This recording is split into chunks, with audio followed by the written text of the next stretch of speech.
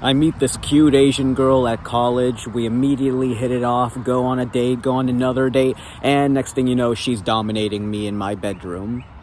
Like that ever happened. The real truth is a lot more boring. My name is Louis Angel. I make self-improvement videos, particularly geared at sensitive men, feminine men, emotional men, femboys, submissive men. If you don't fit that general category, you're still welcome. And in this video, I'm going to be telling you something that will make you a lot more likely to not just get a dominant girl, but also be much more fulfilled in any area of life. So, I don't have the book on me, like, right now. Right now, I'm just struggling not to get electrocuted, but I have this book called Attached. The subtitle is something like, Are You Anxious, Secure, Avoidant? I forget the name of the author. So the book is called Attached, and it's about the 3 attachment styles. And this isn't like some hokey-pokey, like, horoscope type stuff. Like, it's made by doctors. It's a psychology book. So the 3 attachment styles are anxious, avoidant, and secure. There's actually also a 4th one called anxious avoidant, which is a combination of anxious and avoidant, but 3 basic styles. And they're pretty self-explanatory. Are you a person who loves anxiously, like you want to cling onto the other person, you get really upset when they leave? Are you avoidant, where when there's more intimacy, you sort of like want space? Or are you secure, where you're perfectly secure with intimacy, but it's not the end of the world if you don't have it? That's basically the 3 attachment styles. And I am a naturally anxious person, and one of my key strategies for the book is basically try to imitate as secure an attachment style as possible. Like, yeah, there will always be elements of anxiety, but like try to be the secure person, because the secure person, like when you're reading through the things that make a secure person, it's like doesn't get upset by any little thing, doesn't automatically jump to negative conclusions. Like, these aren't just good things in a relationship. These are like very closely tied to good traits in any endeavor, any part of life. So yeah, like I'm trying to embody the secure person. And one thing I noticed about the secure person is that the secure person doesn't have a specific type in their mind, or maybe they have preferences, but it's not the end of the world if they can't get those preferences.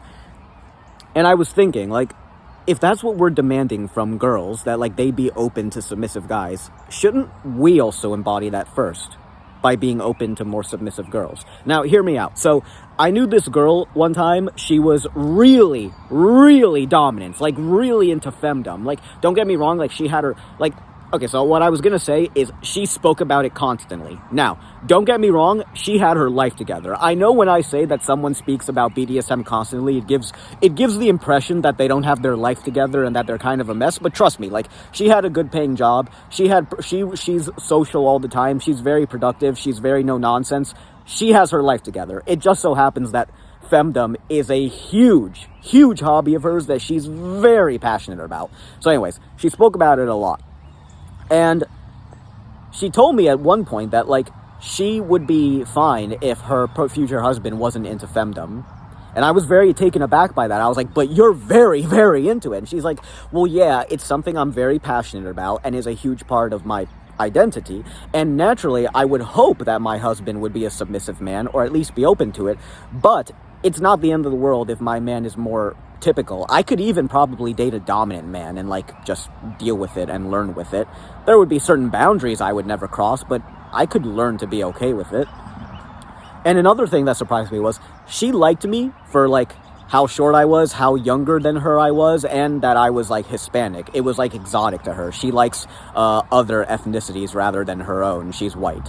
And it surprised me that even though she likes all these qualities in me, she's only dated traditionally masculine men who are white and usually taller than her and sometimes older than her before. She's dated like one other younger guy.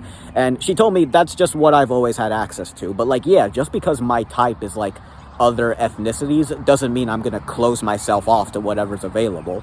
So she's also, I don't know if I mentioned this, she's very, very secure. Like, I put her through the test and like 99% secure. Like, almost perfect model secure person. And I figured, like, yeah, I should be more like her. Because think about it, as a submissive man, like, you don't you've probably heard this already before. Like, don't look specifically for dominant women. Also look for, like, be open to any woman, and you'll find that, because people don't often talk about this. It's like, the girl who's giving you ultra feminine and submissive vibes might actually be dominant in the bedroom. This girl was like that for me. She's very, like, prim and proper and tidy. Like, you would have never assumed she was into dominant things. The person doing her nails at one point, she told her that she was going on a metal concert tour, and she was very surprised. She was like, I can't imagine you into metal music. You don't know these people until you get to know them. So we are asking that other women, as a submissive man, you are asking that other women be open-minded to trying being dominant, trying something they're not used to. They probably haven't pictured it before. If you're going to ask that, shouldn't you not be a hypocrite? Shouldn't you try it yourself? Be open-minded yourself?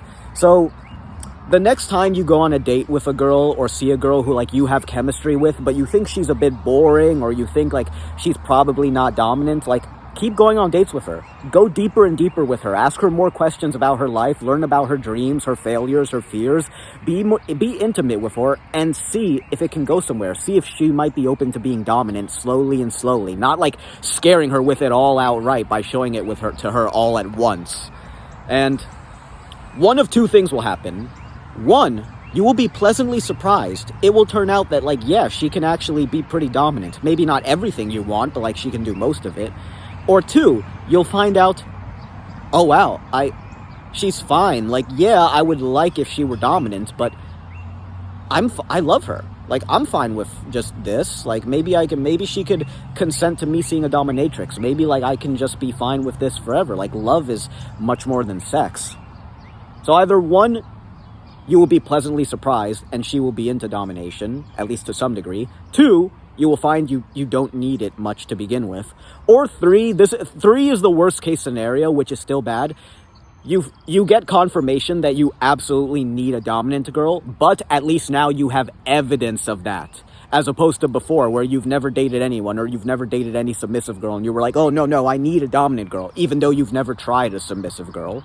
So, like, try dating a submissive girl. Be open to more people, because that's what you are asking of other women, so you should embody that. Before you ask it of them, try it yourself. Because think about it, you're, like, in the same exact position. You like more dominant people, you can't imagine being with more submissive people. That's how the traditional women feel too. So try doing it yourself first. And like I just said, either you'll be surprised, you don't need it, or worst case scenario, you get confirmation of what you already knew, but at least now you have evidence.